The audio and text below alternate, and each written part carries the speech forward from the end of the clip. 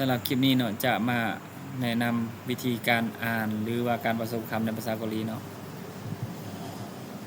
การผสมคำก็คือพยัญชนะบวกสระหรือว่าพยัญชนะบวกสระแล้วก็ตัวสะกดหนึ่งนี่เนาะมีแต่ก็มอเมลอ่านว่ามุลแปลว่าน้ำมุลน้ำว่าน้ำมุนแบบนี้สำหรับรายละเอียดมาเบิ่งตามนี้เลยเนาะนี่อันนี้จะมีความหมายเท่ากับสระอุหรือว่าสระอูในตัวนอเป็นตัวสะกดจะเป็นตัวนอมุนแปลว่าประตูที่3แพ็ก100หรือว่าร้อยที่4หน้าแปลว่าคอยที่5นี่ทนที่6คาตะมาจากคาตะคาแปลว่าไปโอตะหรือว่าโอมาอันนี้ฮักแสงแปลว่าหนักเฮียนฮักแสงหนักเฮียนข้อที่9กดดอกไม้ข้อที่10กึดกึดอยู่นี่กึดมันเป็นสระอึกึดแปลว่าจบแล้ว11ต่ำแปลว่าเหงื่อออกเหงื่อข้อที่12ตัลลูกสาวข้อที่3ปังแปลว่าขนมปังอันนี้ข้อที่14นี่ปัลลีแปลว่าไว้ข้อที่15สึแปลว่าเขียนมาจากสึตะข้อที่16ซาตะหรือว่าซาแปลว่าราคาถูกเนาะข้อที่17จกแปลว่าเบื้องเว้นจกอุรินจกเบื้องซ้ายเบื้องขวาอุรินเว้นจกอุรินจกอันนี้จิกตะถ่ายรูปอันนี้เป็นการผสมคำเนาะถ้าว่าผู้ใดอยากอ่านได้หรือว่าอยากเขียนเป็นเนาะต้องจื่อพยัญชนะสระและตัวสะกดจึงอ่านได้ในภาษาเกาหลีเนาะสระมีทั้งหมดสระเดียวมี10สระผสมมี11ส่วนพยัญชนะมี10พยัญชนะมีสระมี14พยัญชนะมี14ตัวบัดนี้การออกเสียงแต่ละตัวเนาะที่1นี่พยัญชนะซีโอหรือว่าตัวซอนี่จะไปกับสระอีจะออกเสียงซีเส้นออกเสียงซีวันอันนี้ซีวันสิกันเวลาสิตะล่างหรือว่าอาบ10เลข10ซีอัดแนวพันการออกเสียงสระอูเอนี่ซารังเฮแปลว่าฮักเพนซานาแปลว่าบ่เป็นหยังอันนี้โพเนส่งพิกุเนว่าเมื่อยเตริอมาจากเตริตะแปลตีเวเป็นหยังหรือว่าวายภาษาอังกฤษเนาะเป็นหยังการออกเสียงที่3สระอึยบัดนี้สระอึยนี่มันจะมีอึยอีเอเนาะเฮาจะมาเบิ่งกรณีแต่ละกรณีเลยเนาะสำหรับกรณีใดจะออกอึยกรณีใดจะออกอีและกรณีใดจะออกเอเนาะสำหรับออกอึยนี้มีอึยซาอึยจานางมอกับตังนางอึยมีแปลว่าความหมายบัดนี้อีบัดนี้หินแปลว่าสีขาวหิมังความวังบัดนี้บัดนี้นาหรือว่าเนแปลว่าของข่อยนอหรือว่าเนของเจ้านอเนหน้าข่อยนอเจ้าบัดนี้ข้อที่3เนาะการอ่านพยัญชนะตัวสะกดก็คือการกึ่นหรือว่าการเสื่อมเสียงตัวสะกดนี้เฮาเวลาเฮาอ่านเนาะสำหรับภาษาเกาหลีนี้เวลาเฮาอ่านหรือว่าเว้าเฮาจะเอาตัวสะกดนี้มาเสื่อมกับสระอยู่ข้างหลังเสื่อมแบบใดก็คือว่าอีซออันนี้เขาจะเอิ้นว่าอีตัวสะกดอันนี้ซีอดจะบวกกับสระออยู่ข้างหลังก็คือสระอตัวนี้เนาะอีซออาจารย์ว่าอีซอดิอีซอแปลว่ามีมาจากอิตะแปลว่ามีคือเราต้องเข้าใจงานถ้าว่ามีตัวสะกดก็คือมันห้อยอยู่นี่เนาะทุกตัวและมีสระอยู่ทางหลังเราจะเอาตัวสะกดนั้นมาอ่านกับสระก็คือถ้ามันลงท้ายด้วยอเราจะอ่านอิซอถ้ามันลงท้ายด้วยอาเป็นอิซาก็คือเอาสระปินหลังมาใส่อิซาอันนี้อิซอแปลว่ามีออฟซอแปลว่าบ่มีอิซอออฟซอบ่มี อันนี้อิลกอก็คือเอาตัวกอเนี่ยมาอ่านอันนี้อิลกอแปลว่าอ่านอิลกออันนี้อันจานั่งอันนี้พาเกข้างนอกหมักนี่เขาจะเอาตัวนี้ใส่เลยเนาะหมักเอาตัวมอเนี่ยมาอ่านใส่ตรงอันนี้เลยหมักแบบเพลงหรือดนตรีอากอแปลว่าจระเข้ต้นนาซอมาจากไปเลฟตามมาเหงื่อมาจากตำแหละตามมาอ่านเหงื่อออกอันนี้โอซีแปลว่าเสื้อผ้าอดอันนี้แตโมเนแตโมเนแปลว่าเพราะว่านี่เนาะบัดนี้การออกเสียงอีอึ้งวันนี้คำศัพท์และวิธีเสื่อมก็คือเก่าเนาะอากอโอในอากอโอปัง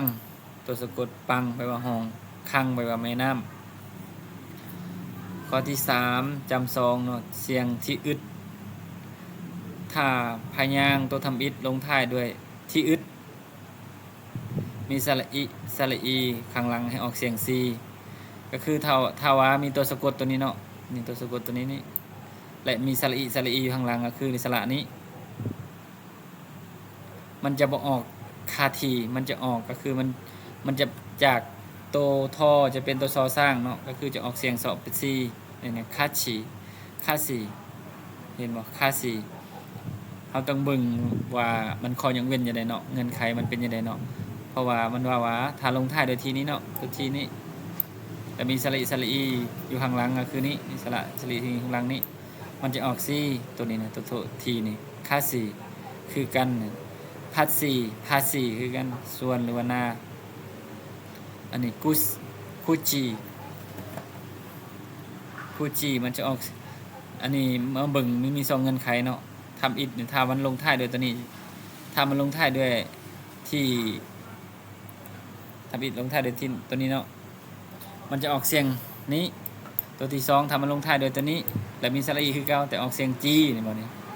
อันนี้นี่คูจีเวลาอ่านภาษาเกาหลีเราต้องเบิ่งว่าเงื่อนไขหรือว่าข้อยกเว้นมันของภาษาเกาหลีแบบใดเราต้องเบิ่งก่อนเนาะว่าเฮาสิอ่านเฮาจะบ่อ่านคัดทีเดี๋ยวเฮาจะอ่านว่าคาซีเพราะว่านี่ลงท้ายตัวนี้มีสระอีออกเสียงซีลงท้ายตัวนี้มีสระอีมีสระอีมีออกเสียงจีอันนี้มาชีนี่คูจีต่อมาในการกินเสียงการกินเสียงหรือว่าการหายเสียงของพยัญชนะเนาะมาเบิ่งถ้าว่าพยัญชนะตัวทำอิฐนี่นี่ตัวนี้เนาะพยัญชนะตัวสะกดนี่เนาะข้างหลังมีริอึลนี่พยัญชนะมีริอึลตัวนี้เนาะนี่อึนจะออกเสียงริลหมายความว่าความหมายก็คือว่าเนาะถ้าว่าพยัญชนะตัวนอนกนี้และทางหลังมีลอลิงหรือว่าลอลาดานี้นอนกอาจจะเป็นลอลิงเลยเนาะอย่างเช่นว่าเนาะปกติเขาจะอ่านว่าซินเป็นยังคืออ่านซินเพราะว่าอันนี้ตัวซอเนี่ยสระอีเป็นตัวนออันนี้ซิลลีเนาะเขาจะอ่านว่าชิลลีถ้าว่าเฮาบ่เบิ่งเงื่อนไขของมันแต่ว่าเฮาต้องเบิ่งเงื่อนไขของมันถ้าว่าตัวนอนี่ลงท้ายตัวนอเนี่ยเป็นตัวสะกดลงท้ายด้วยลอลิงต่อท้ายด้วยลอลิงหรือต่อท้ายด้วยลอลิงหรือลอดาเนี่ยนอนกนี่จะเป็นลอลิงลอดาไปในตัวเลยคือการกินเสียงเนาะมันลอลิงนี่จะกินเสียงนอนนูนี่มันเพราะฉะนั้นเวลาอ่านออกเสียงก็คือมันจะเป็นชิลลีมันจะเป็นเสียงลอลิงเนี่ยชิลลีอันนี้คือกันปกติเขาจะอ่านว่ายอนหลักแต่ความจริงก็คือยลอาจจะบ่อ่านว่ายอนอันนี้จะปกติถ้าบ่มีลอลิงอาจจะอ่านว่ายอนอันนี้มีลอลิงเข้าใจว่ายอหลักติดต่อหรือว่าโทรยอหลัก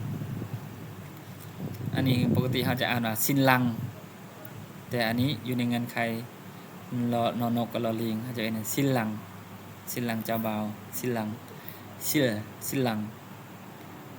บัดนี้ซอนลาโดมันเหมือนซอนปกติเขาจะอ่านว่าซอนลาโดอันนี้ซอนลาโดแขวงซอนลาโดข้อสังเกตต่อมาเนาะ ถ้าหนึ่งเหมือนกันถ้าตัวสะกดนี่นะพวกตัวสะกดตัวกอไก่รู้และตัวถ้าตัวสะกดนี่ขียอกหรือว่าสังขียอกว่าไงคือถ้าตัวสะกดตัวกอไก่และมีนี่อื่นหรือว่าตัวนอนกหรือว่ามอแมวเนี่ยต่อท้ายเนาะพยางค์ตัวกอไก่หรือว่าขีพวกนี้เนาะขียอกหรือสังขียอกนี้และมีนี่อื่นต่อท้ายจะออกเสียงทำอิฐจะเป็นเสียงอีอึงก็คือว่านอนก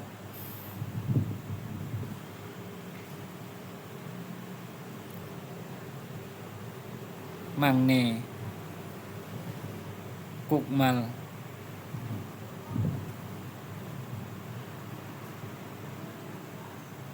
ก็คือว่าเนาะขี้ยอกอันนี้แล้วก็ไก่นี้ลงท้ายต่อท้ายด้วยมอแมวเสียงก็ไก่เนี่ยจะเป็นตัวงอจะเป็นตัวงอหรืออีอึงเนาะถ้าว่าพยัญชนะตัวสะกดตัวกอไก่นี้เป็นตัวสะกดและอยู่ทางหลังของมอแมวน่ะจะเป็นตรงกอไก่นี้จะออกเสียงกุกแต่ว่าจะออกเสียงตัวงอเป็นกุ้งกรณีที่สองว่านี่ถ้าว่าที่อึดหรือว่าตัวดอนั่นแหละและมีนี่อื่นมีต่อท้ายเนาะว่าไงคือมีตัวนอนตัวดอนี่มีตัวนอหรือมอแมวต่อท้ายนี้เสียงตัวสะกดทำอิฐจะเป็นเสียงตัวนอนกนี่ถ้าพวกนี้เนาะลงท้ายเดี๋ยวพวกนี้นะลงท้ายเดี๋ยวพวกนี้นะมันจะบ่เป็นตัวนอหรือมันจะเป็นตัวดอมันจะเป็นตัวนอแทนมันนี่นะมันจะเป็นตัวนอแทนนี่นันมาปกติเขาอ่านว่านัดมาแต่อันนี้มันอยู่ในเงื่อนไขว่าถ้าที่อึดหรือว่าพวกตัวดอนี้อยู่ทางหน้ามอแมวหรือว่านอนกมันจะเป็นตัวนอไปเลยเนาะนันมาอินมาอินอินนึนนันมาอินนึนปกติเขาจะอ่านว่านัดหรือว่าอิดเพราะว่าพวกนี้เป็นตัวดอดิแต่มันอยู่ในเงื่อนไขคือลงท้ายตัวนอนกกับมอแมวนี่อื่นก็มีอึมจะเป็นตัวนอ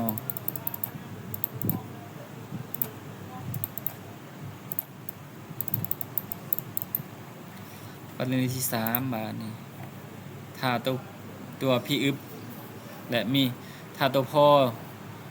ถ้าตัวสะกดตัวพ่อหรือตัวบอและมีตัวนอนกหรือว่ามอแมวเนาะตัวสะกดตัวพ่อหรือตัวมอในต่อท้ายเสียงจะออกเป็นเสียงมอแมวคืออยู่นี่เนาะออบซึมนี่ดะเพราะว่าอย่างปกติตัวพ่อบ่นี่ตัวเป็นตัวบอเนาะแต่เวลามันอยู่ต่อหน้าอยู่ข้างหลังนี่อื่นเห็นบ่นี่ตัวพ่อนี่เป็นหลังนี่อื่นเสียงตัวเสียงพี่อึบเนี่ยจะเป็นตัวมอไปเลยออบซึมนี่ปกติออบซึบอาจจะอ่านออบซึบเนาะแต่ว่าอยู่ในเงื่อนไขก็คือพี่อึบนี่อยู่ทางหลังตัวนอนี่พี่อึบนี่อยู่ทางหลังตัวนี้มันจะเป็นตัวมอเสียงตัวนี้จะเป็นตัวมอแทนออบซึมนี่จ้ะอัมมุนนี่อัมมุนอยู่ข้างหน้าโมเมนต์อัพนะอัพมุนพี่อึบเด้เป็นตัวพออัมมุนอยู่ข้างหน้าคำซาฮัมนี่จ้ะปกติอ่านฮับแต่มันอยู่ทางหน้าของนี้อื่นนี่จะเป็นฮัมคำซาฮัมนี่จ้ะขอบใจข้อที่4บัดในเมื่อฮีอึงและอีอึงตัวสะกดพยางค์ที่มีฮีอึงฮีอึดเนาะหรือว่าฮอเฮือนและมีงองัวเป็นตัวสะกดข้างหลังตัวสะกดอื่นจะออกเสียงว่าง่ายคือตัวทาวามีตัวทาวาตัวฮอเฮือนเป็นตัวสะกดและมีอ่างอยู่ข้างหลังจะออกเสียงมันจะออกเสียงงานสระตัวนั้นจะออกเสียงสระไปเลยเช่นว่าปกติจะอ่านว่า not อันนี้จะบ่อ่าน not จะเป็นนอมาจาก not ตะไปใส่อันนี้คือกันมันจะบ่อ่านมันหามันจะอ่านเอาตัวนอมาใส่เลยมันนามานามาจากมันตะมาหลายอันนี้คือกันโซตะสวัสดีซิโลบ่มักกึดนา จบสำหรับรายละเอียดการนำใช้หรือว่าข้อยกเว้นเนาะของการอ่านภาษาเกาหลีเนี่ยมันอยู่ในนี้เนาะมีแต่